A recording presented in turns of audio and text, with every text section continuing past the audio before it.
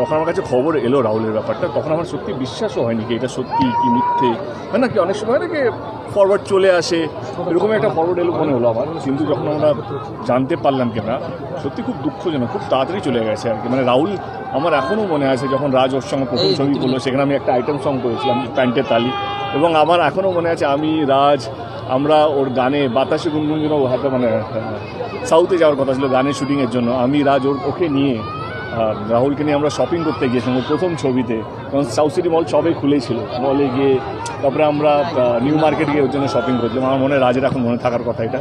এবং আমারও পরাঞ্জয় জলিয়ারে guest appearance করেছিল, আমরা মালয়েশিয়ায় শ্যুট করেছিলাম, মালয়েশিয়ায় শ্যুট করেছিল, এবং ওর সঙ্গে আমার এইটা বলবো না কি আমার খুব ভালো বন্ধুত্ব ছিল, কিন্তু অ্যাজ অ্যান অ্যাক্টর আমি ওকে ডেফিনেটলি শ্রদ্ধা করি। আমার মনে হয় is one of the best actor টলিউডের মধ্যে ছিল। এটা আমার মনে হয় কি বাংলার দর্শক, বাংলার ইন্ডাস্ট্রির অনেক বড় ক্ষতি হলো কি খুব তাড়াতাড়ি চলে গেল। আমি এটুকু বলবো কি উনি যেই রাস্তায় হাঁটতেন এবং উনি যেন শান্তি পায় এবং ঈশ্বর ওনার আত্মাকে শান্তি দিক।